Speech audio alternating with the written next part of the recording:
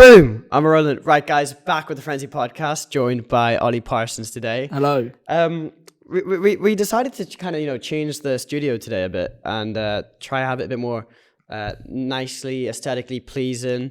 We have it's all dark. We have the new Frenzy hoodies, and yes, it's just a bit more. How would you describe what aesthetic is this? It's quite raw. Fight Club style. Talking about Fight Club. Early on, ready. First minute. Adidas, give me more money. No, well, firstly, you can obviously see these fine hoodies here. Just to get it out of the way, so that no more promo in the podcast. So we have the new colorways. So we have the black and red, Ollie's favorite. My personal favorite. Guys, I have it's questionable why you would buy that, because you know what, I thought making this hoodie, it would appeal to the masses because black and red is a good combo, this and that, but I generally do not like that hoodie. Oh man, I love it. I wouldn't wear it. Bro, I love it. I prefer it, but I see why you like the grey one, but the red one, the black and red, just... Obviously, you have the brown and green, and then that's just iconic because that was the first one that I've done, and that sold out 3 times. Just, I have respect for that one, but at the same time, I know I'll wear it and this and that, but on the other hand, this hoodie right here, I haven't stopped wearing it since I got it. The grey and navy it bangs. I never like grey hoodies. I feel like they look so generic. I feel like it's hard to be. I don't know. I say my fashion's quite flamboyant. I like to kind of stick out a bit, but with that, it's a good equilibrium. It's quite casual, isn't it? Because it's casual, yeah, with the full zip and the target and stuff like that. It's quite cool. And you can really wear any colour with it, like blue jeans, black jeans. White. Yeah. Well, navy and black, maybe not, but. I don't know. I reckon you probably work it. You'd probably I find can a try. way. Danny Lomas done it, so yeah, I was gonna say. He always used to bang out black and navy back in the PAQ days. You did. Oh, I miss PAQ. Oh, bro. What happened to him? Did they split up? So Kyra was like the mother in business. Yeah, the Kyra TV. Yeah, and I think Kyra got under I think they were mistreating their workers, and there was some. I think it was maybe racial incentive behind it. I'm not. Don't quote me on that. I'm not sure, but I feel like they were mistreating people of certain racial backgrounds. Yeah. But yeah, no, I miss PAQ so much. Elias, Shaq. Who else was Danny? it? Danny, and then there was Dex. Dex. Dex. Dex he had that heart condition, didn't he? Yeah. And he got a tattoo or something with Yeah, I remember the episode. So cool. The technical execution and shit like that in their videos was unreal. I loved it. Yeah, well, to be fair, they had a big team and loads of fun. But when you try to, because I always, with the Frenzy fits, I take so much inspiration from PAQ, and I look at one of the videos and I look at what is generally, what I could potentially make the video out to be, and it's so hard to make it anywhere near as good as a PAQ video. Yeah, because they were just so good. And then obviously, I just seen Elias Riadi's story. He went to the Lil Uzi concert and he was in the top row, and he went with Shaq. And then it was his story was of this Lil Uzi performing, and then 5 seconds later, the next snap is him and Lil Uzi in the top floor, and he's on top of the crowd just singing. That's crazy. That's cool. But I think they're still friends and stuff. They'll catch up. I hope they are, because I look at their socials here and there, and it is a shame because I feel if they carried on doing it, that'd be massive. That'd be huge, because they were quite big then. But I reckon if they kept doing it, I was looking at their old videos, and interestingly enough, their views were declining. Really? Yeah. And the subject matter wasn't as interesting, because there's only so much you can do, I suppose, before it gets saturated, and they end up doing stuff that they've already done. Yeah. And I think that's just about reaching out and evolving. And pushing the boundaries, because I suppose there's only so much you can do. But going to a shop, buy clothes on a budget, you can do that.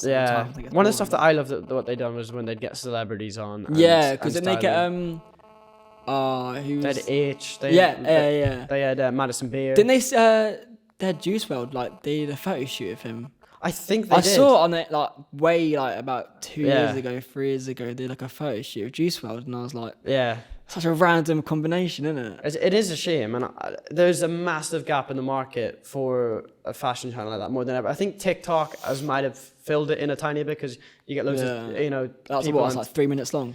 Yeah, but you get people on TikTok who are in the industry, and they're fashion TikTok or whatever, and I suppose that would be the closest thing to PAQ, but it's not PAQ. It's not the same. It will never be the same. Yeah, and I would always just click on their videos so much. It's just, and it was who would you say inspired you as much to express yourself out of PAQ? What, out of the 4 members? Yeah. Oh, I don't know. I really liked Dex.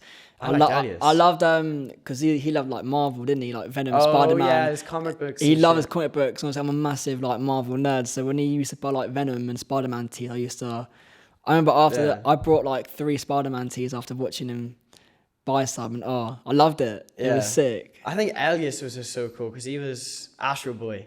Yeah, he was pretty cool. I would relate to him more in my sense of expression. His hair, no, you seen his hair? It's like an afro, isn't it? It looks sick. Yeah. I think he done a walk for Dior. It was a Valentino. I'm not sure, but that's crazy. They all seem to be doing well for themselves. Yeah. Anyway, that was a bit of a tangent. Yeah, anyway. I'm gonna say we kind of like buy hoodies, PAQ. Yeah, guys, all you need to do is get the promo done. I'll probably upload this by the weekend, so expect these hoodies to be live within a week. But yeah, and then furthermore, hold on, guys, I'm just gonna have to take off my shoes real quick. Oh, I'm just gonna get the promo done. Oh, okay. Just gonna get the promo done right now. So, I know whoever's watching on this camera right here, camera number 3. Just gonna have a little look at these bad boys, right? This is shoe 1. It says fight on it. I don't know why it says fight. It also says Project Mayhem. It also says, hello, my name is Tyler Durden. I don't know why it says that. Sounds familiar, huh? And then it's got fur, on this side. Don't know why it's fur. It might be a contextual reference to something. It could be. And then it says club on this side.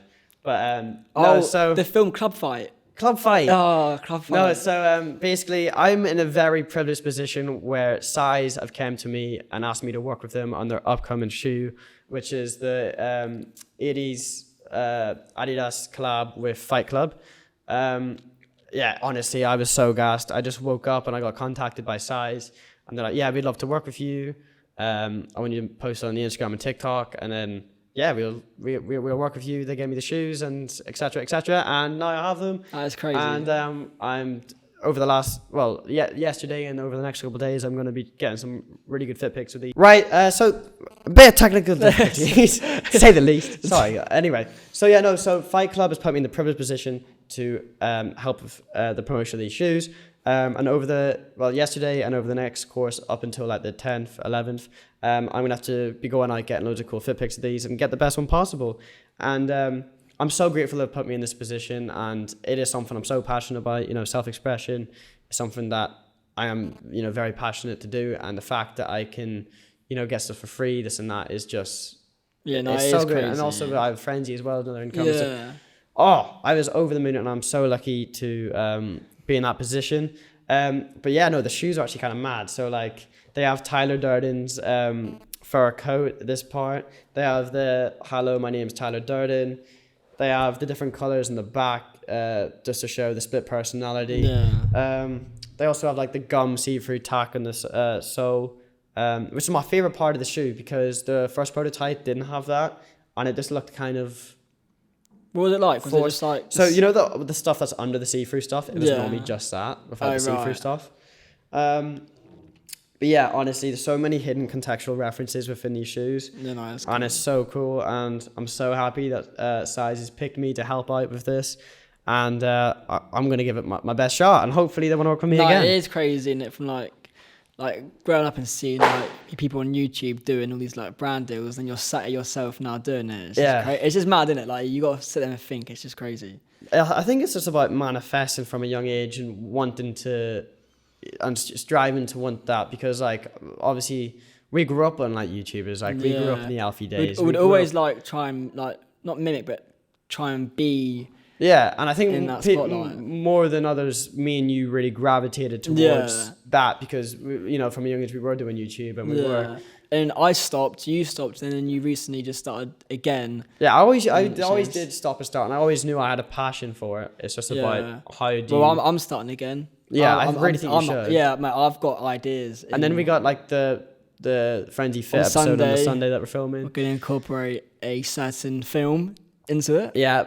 Wonder what film, but like and the fact that when Size did select me, so they just like contacted me through my Instagram.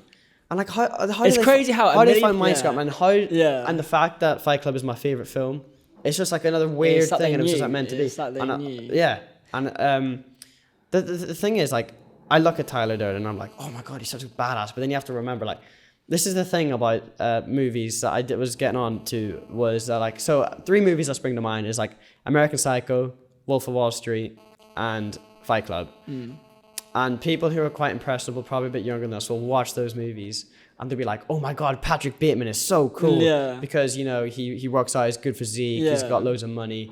Jordan Belfort's so cool, he's very charismatic, he knows how to sell, he's this and that. And then like see him as, oh my god, Tyler Durden's such a badass. And then again, you idolize it. He's a figure, he's got a good physique, he's just, you know, you look and you strive to be somebody like that. And you're like, he's so cool. But you gotta think about it because like... Well, so this is the thing. This is, I know the director of... Who directed Wolf of Wall Street? Was it Spielberg? I don't know. No, it wasn't Spielberg. Finch?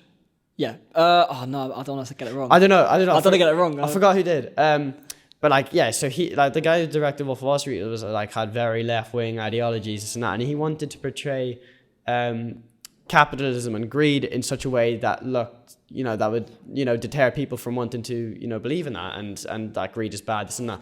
But I remember as a 13-year-old watching Wolf of Wall Street, like, holy shit, Jordan Bell. And like, you'd go up to like your dad or some shit and be like, sell me this pen. Yeah, literally. And like, I remember watching Wolf of Wall Street and I was like, I want to go on Wall Street. I want this lifestyle. I want the money. I want the girls. I want all of that shit. And really, the incentive of that movie was to deter people from that, but it done the complete opposite thing. It does. When I watch Fight Club, I look at Tyler Durden, who is supposed to be the portrayal of, you know, toxic masculinity and this and that, and I'm like, holy shit, he's badass. He's cool as fuck. Yeah. And then when you look at Patrick Bateman, like in the opening scenes, he's like, you know, he's got a really good paying job. He's in really good physique. He's you know, bro, he killed women and ate them or something. You know? And yet people still idolize that shit, and it's really weird. And there was one piece that I made, and I think when something's satirical with an intrinsic meaning that's trying to be portrayed, from your own perception of that when you're creating something, because you think it's very easily accepted as that being satirical, that not being what it's being portrayed, there's an intrinsic meaning. But really, most people don't see that. You know the Adderall design I done? Mindful of Frenzy too. Adderall. I mean, amphetamines. I made that graphic. The reason behind it was, you know, it was a big dig against big pharma. It was a big dig about, you know, prescribing people with ADHD, amphetamines, and other addictive substances, and then it's with the incentive profit, this and that, and that was the whole meaning behind that graphic. And loads of people thought it was about promoting drugs. So I've never done a drug like in my life. Well, obviously like caffeine and stuff like that, but like I've never done an illegal narcotic. I think to them it just looks cool. Like, not the idea of it. I think if you slap it on the t-shirt like you're doing, it does look cool. And I think it kind of like, I don't know, like I see why they thought you were trying to like advertise it, but you're doing the opposite. But I think because it looks cool, they're like, and that's the same thing with the movies like American Psycho. Like, they look cool. They look cool. And they're presented as cool and like a cool person to be, but then you think about it, like, are they? But yeah, no, I get what you mean, 100%. Actually, there's a really good movie, Big Time Adolescence. Have you seen it with Pete Davidson? Pete Davidson, you know, Big Time Adolescence. And like right at the end, because obviously he was like a role model to the little kid, Pete Davidson, and right at the end he was like, he the, I thought you were cool. Didn't he get a tattoo or something? Yeah. I know that might have been King of Staten Island. I get them confused. There's two Pete. I get them both Pete confused. Davidson is like my favorite human on this earth. I love him so much. Like him and MGK are so cool. But yeah, Hoodies, go check them out. We'll be in a week. And then stay tuned for the Frenzy Fit on the Sunday for the Fight Club shoes. And just big shout out to Adidas and Size. You've done me a solid there, and I will try my best to help you out too. Well done you as well, mate. Like, do you know what I mean? Like, you obviously you've done something right to be able to do that. You must be doing something right. I think it's just about just doing what you love and doing it to the best you can do. But yeah, that was it, apart from a little tangent. Summer, Ollie, a bit of a because me obviously you've been working and I've been off doing my own thing, so like we hardly seen each other over summer. Yeah. We because at school we always were with each other like every day. Yeah. And then me and you, our timetables really different. College. Yeah, and different friends as well, like Different friend groups to snap. But yeah, no. So summer, I didn't see it. So what have you been up to? Working. My mates would go out like quite a bit actually, to be fair. We've got Rhea out. Rhea was out the house. Rhea's my twin sister. Shout out Rhea. Hermit. How's working retail? I hate it. Yeah, because I worked retail. Actually, no, I don't hate it. I think I just, because of my anxiety, when I see people approaching me, I'm like, but no, I don't hate it. I think I just hate the idea of it before I walk in the shop. Then when I'm there, I'm fine. But I think with my anxiety, like some people, it's just a bit like, like, how do I talk to you about, 1, stuttering, 2, mumbling, 3, just, how do I don't know, it's weird. I don't know, it's weird. But the thing that's mad for me, right? Because when me and you are out in public and stuff, you always stutter. But when we're on the podcast, and you might stutter now that I've brought it up. But you never stutter. I think it's because when you're either comfortable or when you actually are focused on what you're saying. Yeah, because if we're like out and about in town and we're like walking, looking about, I'm just like... Loads of variables, yeah. And but if we're just sat in a dark room like this, just me and you with like cameras, I'm just like, I'm chilled. Sweet. I think it's all worked into my anxiety. Like if I'm in town and I'm like, in public, but now it's just me and you like sat with cameras, I'm just like, I'm chilled. It's weird how it all works. It is weird how it all works. I think with like, I don't know, because obviously I'm very extroverted and I'm very loud, and so like, well, for example, when I worked in retail, like, well, firstly, I was always hungover when I walked in there, so that's another reason why I didn't enjoy it. But yeah, no, like, I did not have any of the customer's best interests at heart. I just wanted my sale commission. Yeah. I didn't care. That's the truth. And some salesmen will say, no, I have my... Shut up. Bruv, oh my God. And like, I only was out there for myself and nothing but myself. And it's a dog and dog mentality in the sales world. And I don't want to get into sales because, you know, you're fighting for commission, this and that. And that's like retail on steroids. Because not only are you putting up with grumpy pensioners every day, I'm like, and there were some genuinely nice people, this and that, and you know, you'd have. When I'm working, like on a Saturday morning, right, you get all like the elderly come into their like weekly shop. I love it. Because also I used to work at a care home. Yeah. I know how to speak to like the elderly, and I love chatting to them because they've got stories to tell you. Yeah. They've had life experiences. Like I'm serving like an elderly lady at the tills. Oh, hi, you right? Yeah, and then you'll just chat about random stuff. Whereas if it was like a 30-year-old man, you're right? Yeah, you're right? Yeah, cheers, bye-bye. But if a lady, like an old lady, I'm like, oh, like, you're right, sweetheart. Like, actually, I don't know. I just gravitate more towards the elderly because I just love them. They're just, I don't know. Yeah. I don't know. It's weird. It is like, rock and retail is a lot more mentally draining. Whereas, like, so I done scaffolding like before the summer started. Yeah. And it was a lot physically harder, but you felt like you achieved something. You felt you know, the serotonin from working like this and that, and you actually generally felt, you know, satisfied.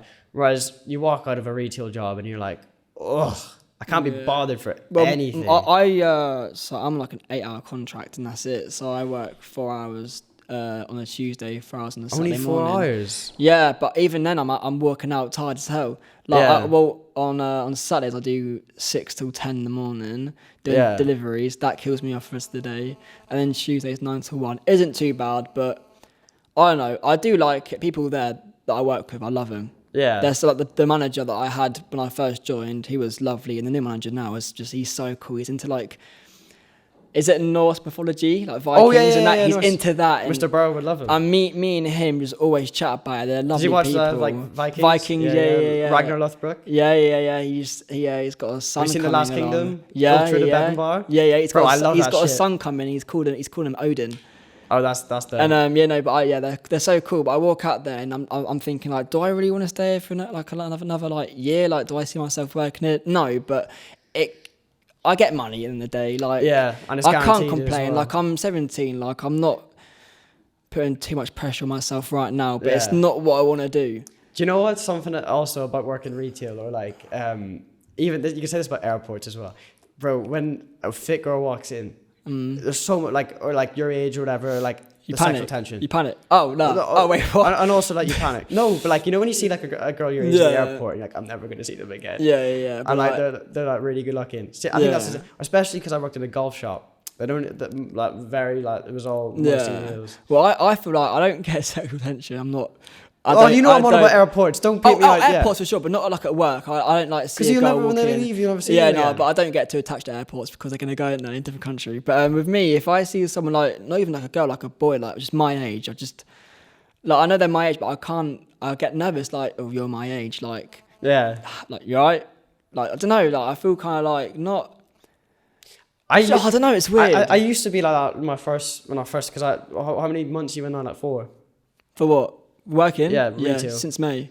Yeah, so like it gets to a point eventually where it's just like a role that you play and like it's like a script.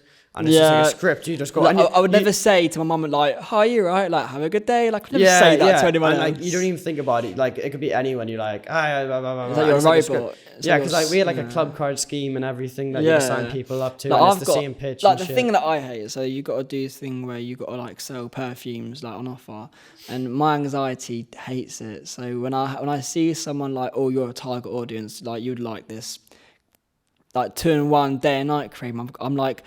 Are you interested in some day and night cream for £9.99? But I know from their point of view, I hate it when I'm buying something and they're like, "Oh, do you want this? Do you want this?" So I'm thinking like, I know how you feel. But I got. It's my job. I got to do it. Yeah. Just like last week, I had a lady like she came up to me and the first thing she said was, "I don't want to buy any of your perfumes.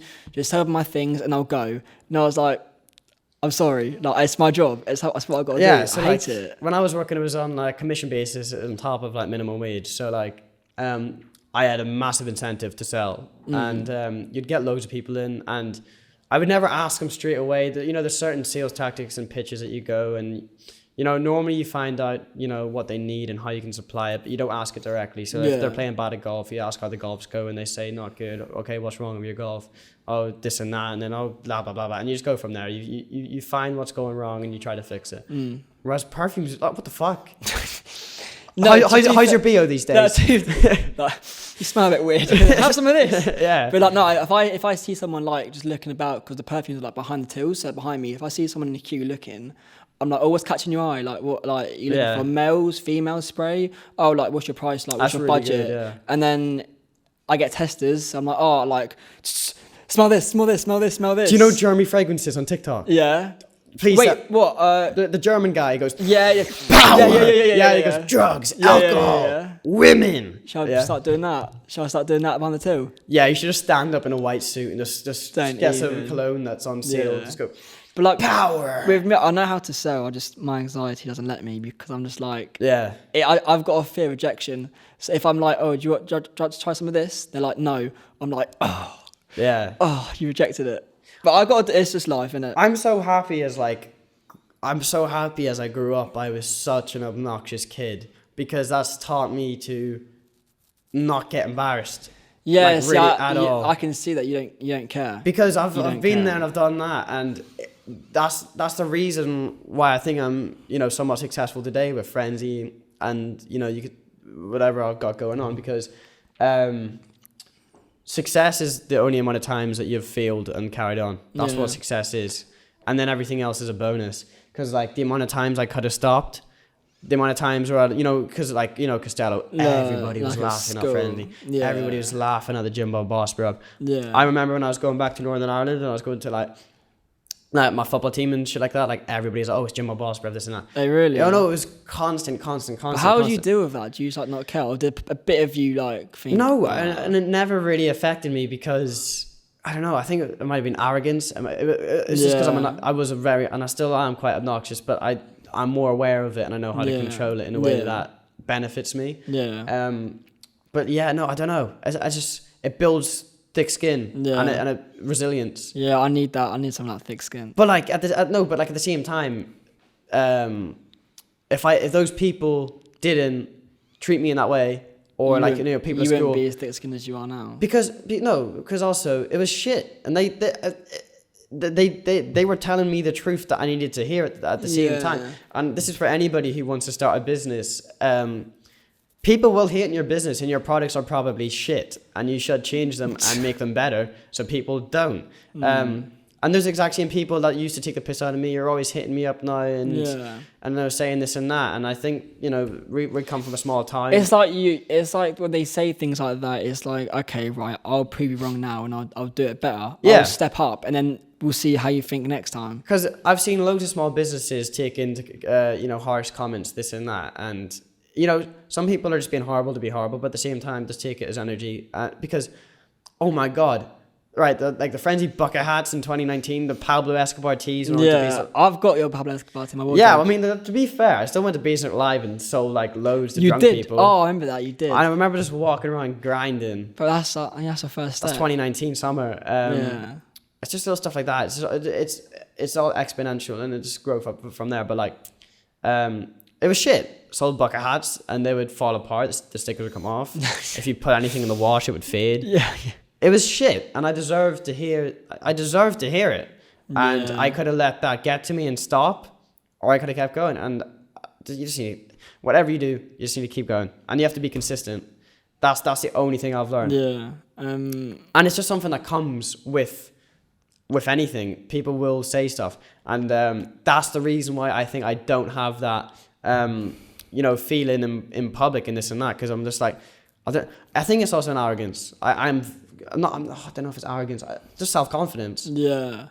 But I think sometimes I might think of you being cocky. Yeah. I'll be honest, not recently, but like back in 11, I'd think like, okay, you're getting a bit too cocky now. Yeah. Like, do you know what I mean? Oh yeah, no, I was like, I'd think obnoxious. like, all right, Jimmy, just chill, like you're getting a bit too cocky now. Yeah. But I feel like now you're not. You use it in a positive way to like, I don't know. Do you know what I mean? I think it's about being more self-aware and maturing. Yeah. Because I still could be that kid if I wasn't self-aware. Yeah. It's now taking that energy and that personnel and harness it in a way which can benefit not just me, but the people I'm around. Are you self-aware now because of what people tell you, or because you've realised how you probably both. You need to come to a conclusion in your life when you're like, it's like the people that I'm a bit of a cunt. No, not necessarily that. Like my intentions were always, you know, good. I was just not. You executed it not in the best way. Yeah, exactly. It was all in your head that you wanted to like do nice things, but the way you shown it wasn't the best way. Yeah. But I think now you've kind of like using it positively. Yeah, and it's just, I know about growing up and shit like that, but obviously like also with like the business and phlegm. No, but like with the business stuff like that, you have a reputation to withhold, and you have to like have an image that is not what my image was. Yeah. And because like obviously, like imagine if I do something that is, you know, really controversial, or I say something really stupid, because I did do those things. I was a very controversial person. Like, I wouldn't even mean it. I would just say it for the sake of saying it. Yeah. Or do it for the sake of doing it for a laugh, this and that. And now I've got, you know, loads to lose. It's like you were telling me earlier about your TikTok. Like, you like to keep it tidy. Yeah. You're quite wary of what you post on TikTok now because of, you know, you're bringing in quite a few views. It's like... Yeah, so TikTok is the reason why Frenzy is where it is. Without TikTok... I remember once I saw you were like... I've got these new Frenzy like jumpers coming out. Like, comment for a free one. Yeah, that got like 200k or something like that. Oh yeah, crazy. So there's certain tweaks within the algorithm that I've analyzed, and TikTok is like a game. It literally is. To get viral on TikTok, I know how to get viral on TikTok. I know how to make a TikTok will bang. Yeah. I can make a TikTok right now, and I can say it'll get minimum 10k views. Yeah. There's just certain little tweaks in the algorithm, this and that, you know, certain hashtags, what you do in the video, the duration of the video, the sound of the video. The first 0.5 seconds is the most important bit of the video. Where you put the text, is the text going to be the block text, the single text, the colour, the size, stroke text, the colour, the size. Loads of variables. And that's I think that's the only social media I've fully executed, and I know how to use it to the full of its potential. I mean, Instagram, like we were saying earlier about hashtags as well, like that makes a massive difference, doesn't it? It's just the exposure on Instagram's like high. It's just the TikTok algorithm is made for exposure, and everyone has it. Like, everyone goes on it all the time. Like, and it's so addictive. It is. Like, I'll be there like 10 minutes, and it's like 3 hours later, I'm still scrolling through the For You page. Oh, it's bad. Like, it's actually bad. It is bad. But no, so obviously you've done that. Summer for me was crazy. So I quit my 2 jobs at the start of summer, and then like I was getting in, you know, quite a lot of money that I've never had before. Yeah. Through, you know, Frenzy and stuff like that. So I've never had that sum of money before, and it was overwhelming. And like, oh my god, I like see myself like a month ago, and I'm like, that's a completely different person. Because like I think at this age you evolve so quick, and I was like. So anyway, at the start of summer, I was like, oh my god, it was like the first drop in the hoodie, the brown one done so well. Yeah. And I was like, oh my god. So I was like, I just went straight to London. Yeah. I went straight to London. I got like a Hyde Park apartment. I was like doing, you know, buying like loads of alcohol, spending loads of money in hotel rooms. I was going Bournemouth, I was going Winchester, I was going Salisbury, I was going all loads of towns, driving around, going out every night, living it, you know, fun and stuff. And then all that money just kind of goes. And then also you got no job and this and that. You're like, look, I have to really work. And I've done that throughout the whole summer. Yeah.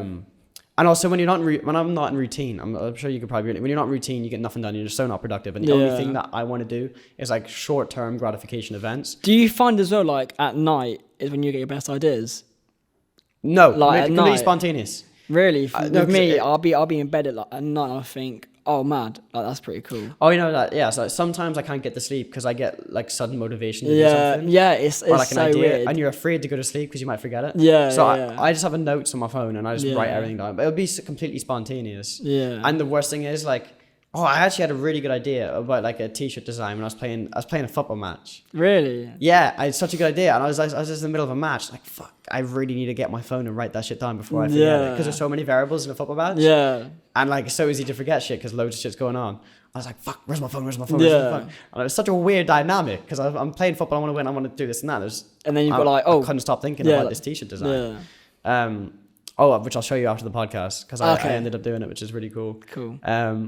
But yeah, no, summer was mad, and then I was just going out, and I was just like, look, and my grades were slipping too, because like at the tail end of the semester, I was also doing that, and it's just not sustainable financially, and for yourself as well. Yeah. So I just came to the conclusion, it's okay, as soon as college starts, not drinking, I'm not going out, I'm just going to grind out college because I do want good grades at the end of the day. Yeah. I do want to make Frenzy work, and I do want YouTube to work more than anything. Yeah. And I know if I put my mind to it, I'll make it succeed. Yeah, I'm sure if you too. Yeah. It's just about breaking out of that rut and breaking out of that routine and bad habits that you put yourself in, and breaking out of it, and because there's no point, because I'm more passionate about all this stuff and football as well. Yeah.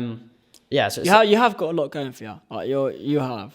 Yeah, it's just about anybody can. I'm not like, but it's at the same time, it's nowhere near where I want to be. Yeah, well, anybody can do anything. That's what I like as well. I've got a few things like planned, like I mentioned in the last podcast. Yeah. But with me, I don't say it. I just keep it to myself, and when it happens, it happens. Like I'll say now, like throughout summer.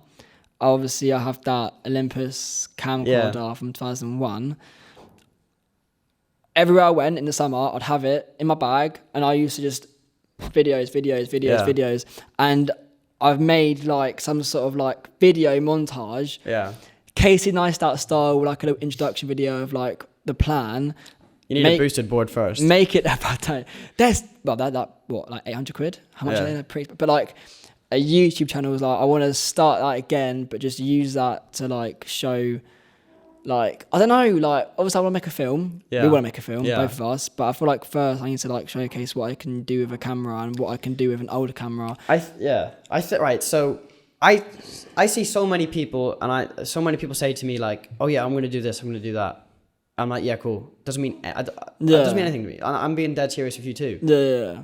When I hear stuff of people say they're going to do stuff, you want to see proof. It's like right. So the thing with Frenzy, and why I think it is somewhat successful now, and why I'm in the position, the way I think and everything now, is because I don't think you should care at all about the execution too much. Yeah. Because you need to fail. You need to fail 10 times to succeed once. Yeah. So like when people say they think they're going to do something and they're afraid to do it or this and that because it might not go right, it shouldn't go right the first time. Yeah. And I hear so many times the thing where I think where I'm somewhat successful is because I didn't care about execution. I just done it. Yeah. And there's a difference between like you think or you know, and that's something like I think I know. I feel like with some people, I know. I think when people have got an idea, they think too much about it. Procrastinate. Just do it. Just don't think. Just do it. Like with me, like with this whole like film thing, like I'm thinking too much into it. I haven't actually got into like. Because when I look at you and you say you want to do a film, and because you said it in the last podcast, and it's been like months since. Yeah. And you've still thought about it and not done anything. Yeah. And I'm like,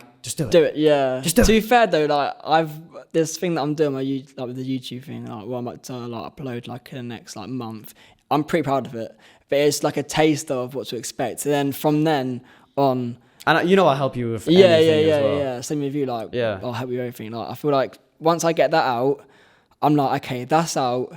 I can now do what I want because that's out. And it's something up from there as well. Yeah, like if I post that and people like think, oh, it's pretty good or it's pretty bad, I'll take that in. Like the first podcast was shit. What, mine and yours? What? No. Me and Sean's. The actual speaking was good. The dialogue was good, but the execution technically was shit. Yeah. Wrong mics. All of this. But then think about it, like now, like you've got it all figured out. Yeah, and a month from now I'll be like, this is a terrible podcast. Yeah. And that's the rate of that's the exponential growth, and it's just about the hardest parts is when you start. Yeah.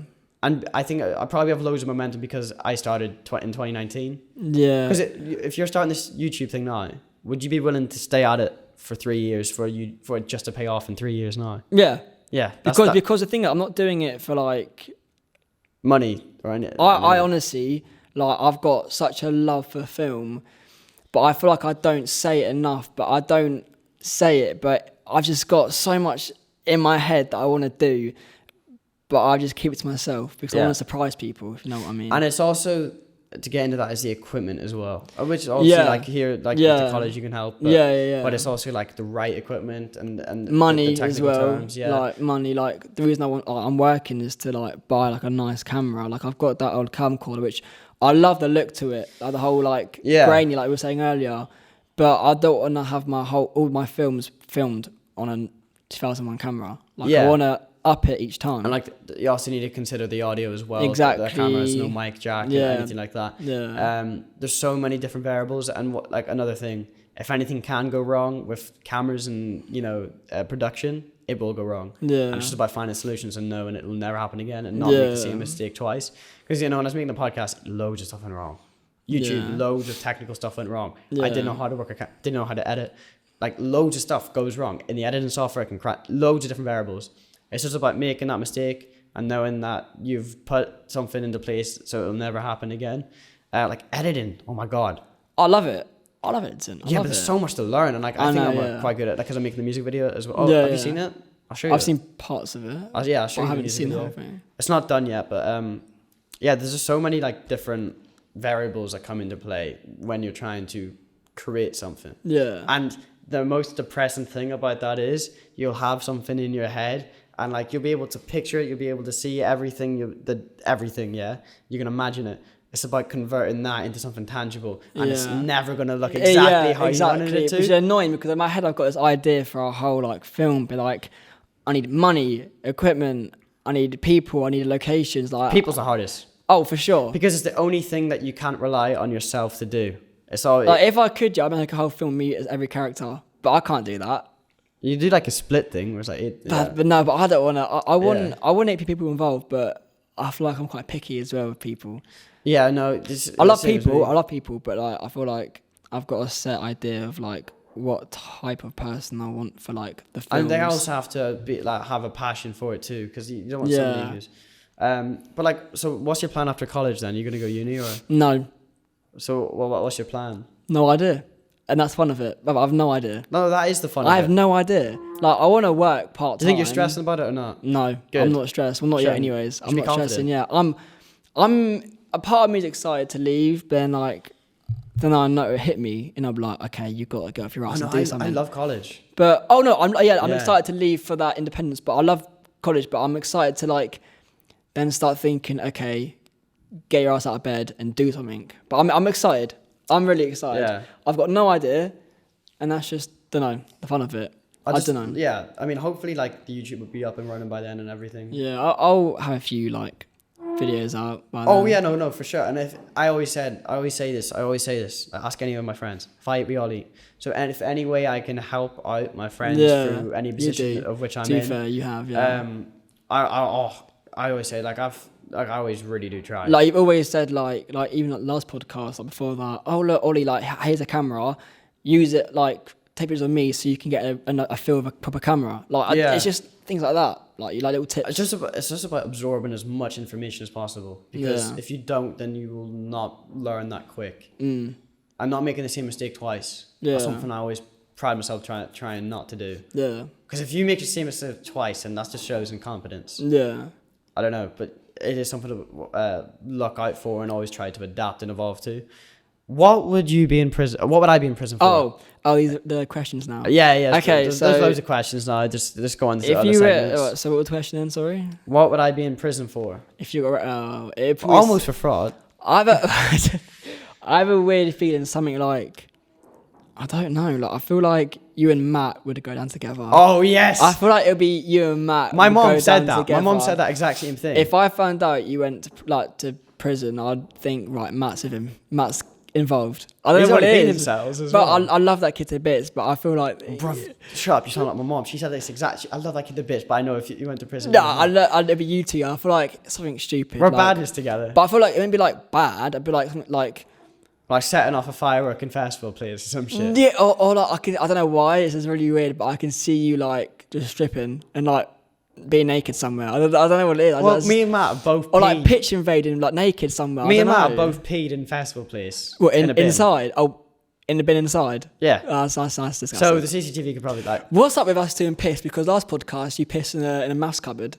Do you remember? Oh yeah, and now you pissed in festival place. Nah, it's just like sometimes you need to pee when you need, especially when you're drinking as well. But when you're in some festival place, there's toilets in there. Nah, you know when it's closed at night. It was at 11 p.m. Oh, okay. But like, I don't know. I feel like you'd go down for like pitch invading like naked, something crazy. Something... I read and I almost. Oh, bro, this is actually such a good story. So I was in right at the front at Youngblood.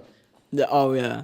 And I got this girl to like write on me like I love Dom, this and that, and then friends made yours on my back, and like I was all dolled up and shit, so I was looking fly as fuck. And then I was like, so there's this Karen in front of me with her daughter who's about 11. Okay. Big blah blah blah. And I was saying to everyone like, I'm gonna when Dom gets near the end of the set, I'm jumping on stage and I'm gonna give him a hug. Like I'm gonna do it. Yeah. So everybody's like, yeah, do it. I was ready to do it. Dom comes near me. Put one leg up on the fence, yeah? Karen turns around, yeah? Like, grabs me by the neck, yeah? What do you think you're doing? What? Bro, it's not your liability here, it's mine, yeah? If I get kicked out, just let me do it. No. And I was like, one leg on top of it, and like, she's trying to pull me back, and I'm trying to hop over, and she just like pulls back and stops. And she's like proper getting in the way, like using proper force. And I'm like, look, like... And then I just like the guards were like walking over, kind of seeing me because I was trying not to be just like, look, I can't do it now anyway. And that is so annoying. And I could have made it. Because you jump over the fence and you jump on a block, then the stage, and no real guards are near me.